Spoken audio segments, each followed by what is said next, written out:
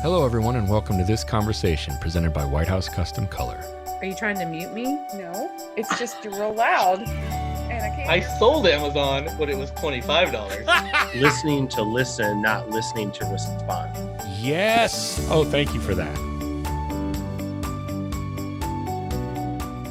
Ed Monahan, remind us, will you please, of this survey that White House conducted? Yeah, Jed, we set out to discover several things as learning objectives. You know, we were very interested in how has COVID affected what's important to the consumer. Very specifically, how important and how has that importance changed relative to family and photo. We set out to understand how has COVID changed their attitude and behavior when it comes to pro photography, and what lifestyle changes has COVID had that will require pro photographers to adjust their products, processes, and models.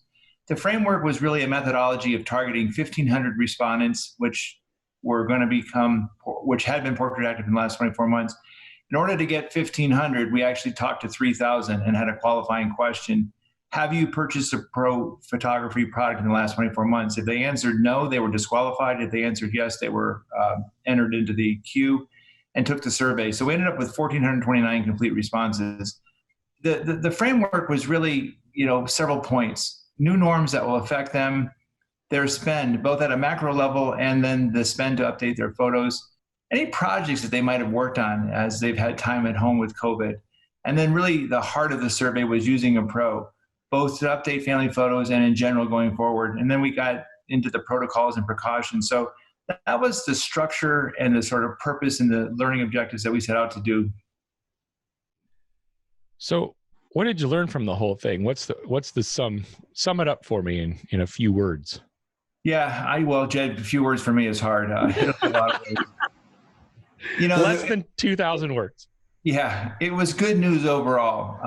Generally, we were very pleased with the results, and I think as the audience heard in our previous podcast, the data shows that there is a high degree of understanding and appreciation and value of portrait photography.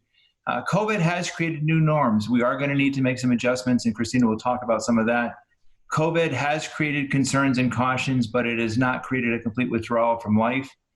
We found out that portrait actives are photo actives. There's a high overlap between personal and professional consumption.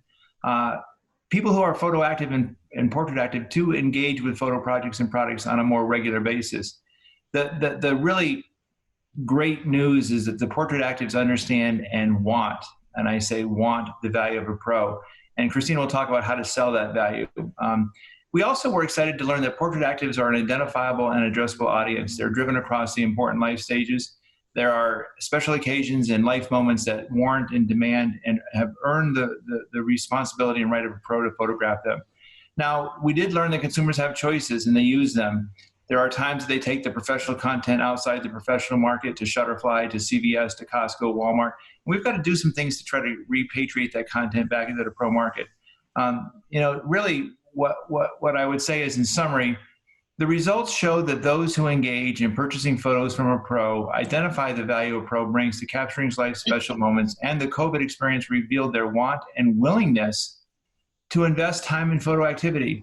There was some stirring of sentiment towards family photos and towards spend, and most importantly, we are excited to say there was a high degree of interest and expectation of using a pro to update their family photos, as well as using a pro going forward. So really good news, Jed, and I think now the challenge becomes, how do we take that data and make it actionable? What do we do as a trade to respond and react to it?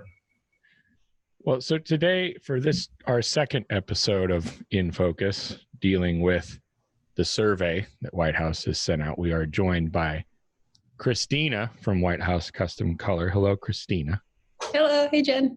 Can you introduce yourself a bit and tell us who you are? Yeah. So I'm Kristina. I have been at White House for about 13 years now.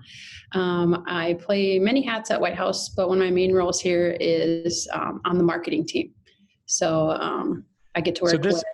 Yeah, go ahead. You're the right person to talk to then with regarding this survey. As far as I'm concerned, we have Ed, who essentially ran the survey, conducted the survey, gathers all this data. So we have all this stuff now that us lay people can look through, talking about myself. But you, being on the White House marketing team, are in a unique position to tell us, what does it mean for photographers today? And how should they react to all this data that we have, all this stuff that we gathered from this survey? Yeah, I mean, I think as a team, we try to do that, and I think it's good for us to have data. But I think, again, like, what are the actionable items? What can we do in-house? And then what can photographers act on too? So I think that's, as a team, we ask ourselves that many times and try to come up with the right answers. And, if not, find other solutions and other questions to answer. What are the opportunities for White House and for their clients? Like, so we get this information back. It's really good news. Everyone can feel good and pat our, yes, everything's going to be just fine, right? But then what do White House clients, the pro photographers, what do they do? I mean, I think, again, and we can go through some stuff internally. I think we have lots of stuff, I think opportunities for White House client specific, with some of the tools we developed in-house, some of the things we're actively working on. I think too, like some simple steps from the survey that we originally looked at, there's some key things that you could hit on that would be easy to act on that, maybe weren't as normal a few months ago, but should be normal now. So I think one of them would be, preparation, providing the right protocols and precautions.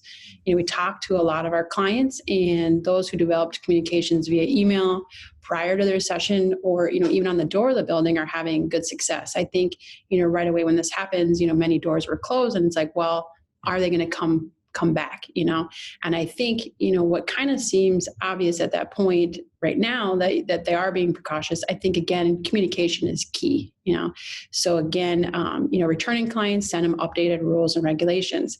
If you have new sessions, they should send it out like a normal process. I think of, photographers send out what to wear, that's like a normal process that photographers do. I think, again, they should add it to their normal protocol. Again, like inside White House, and it's kind of similar to consumers, we had to make some big pivots and changes, and adapting. Our staff internally have a wide gamut of feelings and comfortabilities of what they feel, right? Kind of like consumers. It's a wide range. Some consumers are okay right now to come back. They feel safe. They're good. Some don't want to leave their houses and they're not sure when, But again, I think internally we've had to figure out, like, how do we make everyone feel comfortable? Everyone is important to us, and everyone, we need them all to survive. Just like photographers, they need their clients and they need to find the right ones, but they need to, again, communicate the right precautions on those. So you kind of have to be prepared and ready to kind of take care of or address kind of a bunch of people along the spectrum of their comfortability, because you never know. If someone's extremely uncomfortable, or maybe someone is compromised in some way, or potentially compromised in some way, and they come in, you're going to need to have your masks ready. You're going to need to have everything cleaned, essentially, and give people that peace of mind even beforehand. Is that what you're saying? Yeah. And like, I've even seen, some of our clients doing social media posts, and it might feel kind of weird at first. I know internally too, it's like, do we show photos of the lab of everyone wearing masks, And the right answer is yes, we do. Yeah. And I think too, with photographers, they're showing behind the scenes, and I've seen some, and it's like for the senior ones, they get makeup artists is a big part of photography senior, line. And I've seen the makeup artists have a mask on, and many times even a face shield, because they're really close to the client. And then even the behind the scenes, you see the photographer, the people holding, all the extra props, they're all wearing masks. And it kind of just gives a sense of like, hey, actually they're doing a really good job. I feel comfortable to go back. I want to get my photos taken. I wasn't sure, what is everyone else doing, or how are they feeling? So I think, again, seems simple-minded right now, especially of course, we're trying to follow protocols, but again, just communicating and putting it out there. So we generally promote in-person sales. A lot of people have been promoting in-person sales. I've been screaming in-person sales from the rooftops for almost 20 years. But now virtual selling is a bigger and bigger deal. Can you talk about that for a second? Yeah. And I think too, it's some good stuff on the survey, what people think will change currently or not change. Right. And I think, buying online, is going to happen. And I think it depends to what kind of market we're in. But for photography, parents and families are really familiar now with technologies and Zoom. that allow photographers to do virtual sales. We have our in-house studio tool with Zoom. You could do some really great things. I think too, it opened the door for many photographers. I think too, a lot of times, like you said, in-person sales, you say, give them that concierge level service, make sure you're doing it, the whole shebang to make it you worth it. Right. Well, I think, virtual sales can be in that same vein in the sense of it still can be high end. You just can do it right. And you don't have to invest a lot. You could get yourself a small mic and a little setup where you're going to do your Zoom session. And honestly, it might open the doors for people who don't have a giant sales room before, So I think it opens the door that way too. I also think too, our client success team is made up a lot of our top photographers, around the world. And a lot of them were excellent at in-person sales, partly why they're successful, right? So I think for a lot of them, they've had to pivot. And again, I think it depends too. It doesn't have to be all in. It could be a hybrid. Again, what do you feel comfortable with? What does your clients feel comfortable with? But again, I think as a positive of COVID, right? And it's hard to say that there's positives of COVID, but a positive is these virtual sales, you can take advantage of them. And we're seeing huge results from clients that we're working with that honestly, I think they blowing themselves away with how much money they can get on the sales. People are comfortable in their home, but they can also show them products, and they can actually show them, like through our studio app, you can show them products on their wall virtually, So I think you can create that emotion and do the same thing. As they're sitting in that room with that wall. Right.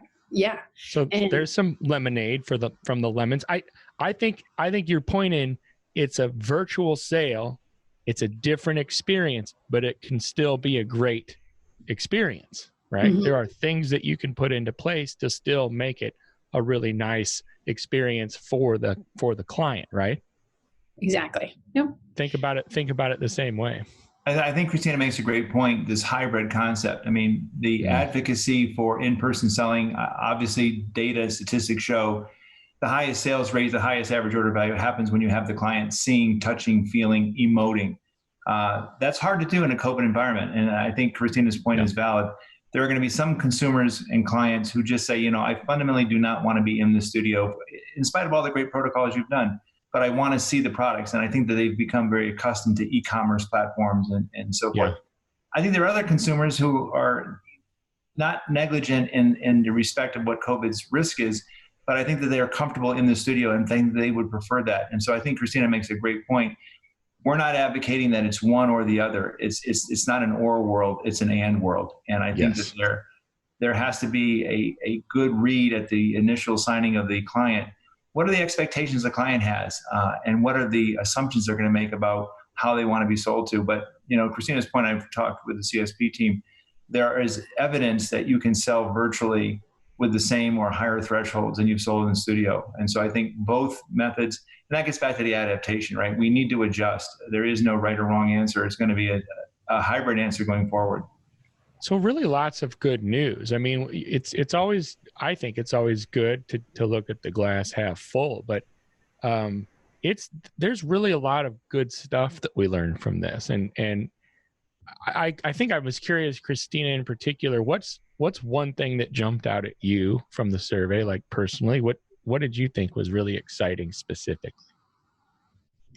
I think it's interesting, right? I think as marketing, it's thinking about what are photographers, what are their hurdles, right? And what can they do? I think overall it was the whole thing was exciting in the sense of overall the consumers. And again, we had a people buying rate of who already were purchasing, photo products. But they still seem hopeful, and they still wanted products, and they still wanted the professional photographer for the right reasons, So I think overall it was exciting. Yeah, I mean, it's the future looks bright, really, despite all the chaos, which was good news. How does White House intend to use the data and apply the results that we got? Yeah, I mean, I think we were constantly thinking about how can we help professional photographers? How can we support, we support so many small businesses across the globe. Internally, we always say, when you succeed, we succeed. Our family business runs on the partnerships of small businesses all over. During this emotional time, we're navigating it together, right? No one knows exactly where we're going or where we're going to end up, but the more we can learn and the more we can do for us all to sustain and thrive, the better. For us, the data provides key insights, and quantifications of photo activity in general. Speaking to the consumers, like how much are they going to buy and are they going to continue to buy? And it did show that, knowing the need for photography products and what type of products helps us on the right path. Our customer service team, kind of in April, we began along with our client success team and some industry leaders, teamed up with White House to offer one-on-one Zoom meetings. So again, we saw the need for communication to change, but we're offering one-on-one sessions for any client in sales and marketing and how to run your studio. Vicki helps us. She's showing people daily, here's my lighting setup, we have customer service doing, simple things as rows and in Photoshop. But again, learning new ways to connect with each other. And again, we're not only learning what are photographers' hurdles, but how can we help them? And then also we have a lot of internally really great staff who are already photographers, artists, and kind of collaborating together with the photographer. We've always kind of prided on customer service, and I kind of think too the same goes with photographers. They pride themselves on in the concierge level service, but we have to find new ways to communicate. How can we help? How can we market to them? How can we reach them? What tools specifically moving forward do you think White House can develop and deliver to support photographers as a result of the survey specifically? Yeah, I think the survey again is good news, right? I think it's kind of saying they still want, there's a need out there. We feel positive that the path we've set out on, several years of developing and engineering tools to help photographers sell is the right path. Which is good. I think White House is a little separate in the field in the sense of we have an engineered team, So I think we have our in-house studio app, that allows photographers to make these different sales paths. Creating wall collages to sell has been a huge success for us and kind of with our client success team. The clients, again, with the virtual sales can make these wall collages using images from clients' home. And it doesn't have to be if they don't provide it, but they can quickly design with all the specs in there and give them back the client a proof, Same with cards and albums. Both those products were once really hard to design, right? I think it's hard to keep up with the trends. They're time consuming, but we've made it so simple that it's a no-brainer, to make those sales. I think too, we'll continue to develop tools and resources to make it easier and efficient for photographers to sell their art to consumers. We realize consumers need and require multiple paths of sale, and we believe in tools to allowing them and giving them, the options is our key to success for everybody. So again, I think we'll continue to, and that's part of the surveys, right? What do they need? And we want to hear from photographers, Let me toss this question out. Oh, go ahead, jump in, because I was just going to ask you to. Kristina is so eloquent with her answer. That was an excellent answer. I think when it's stepping back from the specific tools and tactics, one of the things we didn't talk about in session one that this data does is it debunks the myth, right? I think one of the biggest helps we can be to photographers is the perspective or perception that the consumer does not want to use them, that people don't want to print. There's a high level of energy in the non-actives, those who refuse to buy portrait return. I think we allow that to overshadow the opportunity. And as Kristina said, there is so much upside.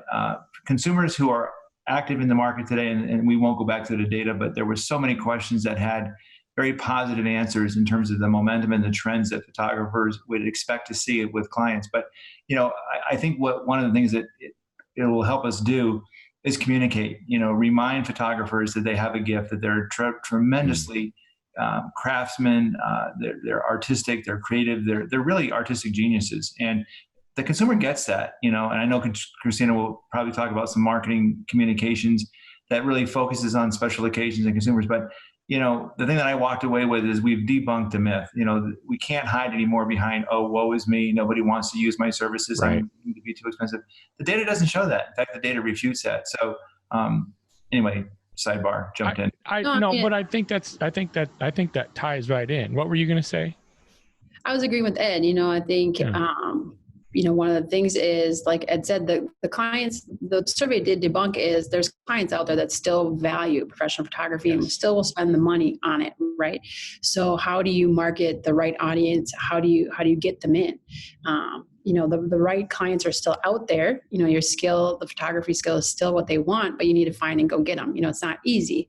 Ed will attest to, he's been doing this for several, I don't know. Decades, I'd say. More than several, right? Years. The target for the pro market is usually around, 30 to 44 years old. They have a child or children at home. They usually range from 50K to, over 200. There's also the niches of, senior and wedding, but, knowing, their demographics, targeting messages, not only allows you to, to say the right things, how you say it and where you say it, so again, like Ed said, you can't just say, well, it's COVID and no one wants to spend any money, right? I think that's part of the positive thing for us is that means there's still work out there to get. There, you have to have the right message and there's audiences there, but you have to do the things to get them, and the key is knowing who you're going after and who you're speaking to them. And marketing is emotional, right? You have to get the right message out there. Yeah. If I was okay, so I want to toss this question out to both of you. So it's a 2-part question and I'd like both of you to tackle it. What do you think? What are your recommendations for people to do differently? And what do you think they should do more of? So first, what should people do differently right now? And what should they do more of right now? Those 2 things. Kristina, you go first. Okay. I think there's a lot, right? I think some easy ones differently would be like the virtual sales, right? But also too, I think like with the aftermath of COVID, there's an added dimension of positioning portraiture, bringing comfort in a sense of normalcy, also providing heirlooms, clients will treasure forever. So I think speaking to them and driving awareness of your business and identifying, your creativity is the right path. Photographers are visual. You need to market and communicate and tell a story. So I think right now, more than ever, photographers need to do that. They need to use this, family is comforting and family is more important. They need to use this as a positive and make it part of their business. Sure. So she stole all the good answers, right? And I noticed that too. No, I think Kristina's nailed it though. I think the major difference is recognizing that you're selling yourself, you're selling your personality, you're selling your experience and how you're going to serve the client. And you're going to be doing that in a different way. Even being found, you're going to be found differently as people are surveying, perusing the web and looking at social media and reviews. I think the other thing is, selling the experience, not the product. The product sales will come as a result of the consumer's expectation and understanding of how to use it. I think this begs the question, Jed, and I know Chris will know I'm going to say this. We need to do more surveys, right? We need to get into some of the what and some of the why, but we've really got to dig deeper. What is the motivation? Right. Why does somebody buy a $2,000 piece of wall art? What does it do emotionally? What does it do experientially? And so I think, to the great question you've asked about what's different, I think we've got to get deeper into unpacking, how do people use portraits? What value use case does it serve? How is it changing from physical prints, the loose 4, 6, 5, 7, 8, 10, 10, 13, 11, 14, 16, 20. That's going away, but it's being replaced with canvas and metal and bamboo and, different types of wraps and framed fine arts. And I think that's the other thing is we've got to learn and help our photographer clients appreciate and understand what's coming next. What is the next gallery wrap? What is the next photo album that, came onto the scene 10 or 20 years ago. But I think adapt to the technology. Don't be intimidated by it. Use it as a weapon to secure your position in the market and so forth. Kristina, what are your parting thoughts? I don't know. I laugh, I think we sit and have long meetings about these thoughts, right? So I think they're all over the gamut. I think overall, like an easy summation is it's positive. We feel inspired and informed. It's kind of nerve wracking sometimes, Ed loves surveys, but it's nerve wracking to send out surveys because we could get results that we don't like, right? Or that would not be good for photographers. And internally, we kind of committed to doing the surveys. We committed to even sharing the results. Like, we really want to help photographers. And I think too, now more than ever, we want to help photographers. We want to know what they need and figure out what can we do as partnership, but again, I think it is positive. We're committed and want to help and figure out how to communicate the value of a professional photography, to others. So Ed, to jump off that a little bit for your parting thoughts, we really did allow for this survey to come back with disappointing results, didn't we? We gave the opportunity. I mean, it was essentially like, here's a very honest, open survey. Tell us what you really think and where you really are. And in conclusion, afterwards, we got good results, didn't we? Yeah, I'd say we got great results. And you're absolutely right. We wrote the survey where be careful what you ask, because you may not want to hear the answer, as Kristina said. Right. There were a lot of response options where the respondent could have been very negative, could have been down on portraiture, too expensive. I've got my iPhone. I've got a collection that's bigger than I know what to do with. And those were things we wanted them to think about. In that context of an alternative response, they did come back with, in almost all cases, a higher percentage of yes answers than no answers. And so I think that, I say we debunked the myth. I think the other thing is, and Kristina used the word confidence. If there's a takeaway for me, it's that this supports the belief system that people understand and value the professionalism and the quality and the craftsmanship that exists. There are times in life where we need to personify and chronicle and document who we are, what we stand for, what we've celebrated. And professionals have a knack of doing that better and different than anybody else, certainly than we can do ourselves. And I think that the survey data, it screams, the quality, the craftsmanship, the artistry is majestic. I mean, there's an awe and wonder when you look at the work, of the professional class of trade. Mm-hmm. I think what's happened in the last 10 years is we've beaten ourselves down. There are those who buy less prints. There are those who don't buy prints at all. And we allow that minority of consumers and clients to change the way we view ourselves. And so the word confidence is my takeaway. There should be a high degree of confidence, a high degree of belief in not only themselves, but in the people that they're going to serve, that there are occasions coming. And I think the other thing is, and Kristina touched on this, and it's a great thought, if ever there was a time that sentimentality and emotion touched the heart, it's now.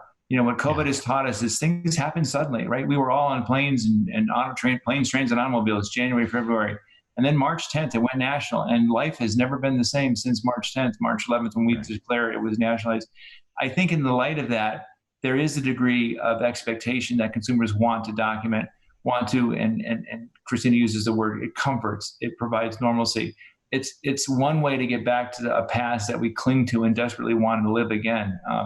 So I think that, great news. I think that White House is doing a lot of great things as a result of the data, continuing to understand how consumers use the products, why they buy the products they buy, and reminding photographers, you're good at what you do. Don't be embarrassed to ask for the price and the products that you're offering. Ed and Kristina, thank you for joining me for this second episode of In Focus. And for those of you listening, we will have a third episode that we're putting together with a couple of real world photographers who have been and are in the trenches along with the rest of you. So don't miss out on that. Thanks again, guys. It was great to see you. Thank you, Jed. Hey guys, thanks for watching this conversation presented by White House Custom Color on YouTube. Be sure to check out our other content and click that subscribe button right there. Right there. It's there somewhere.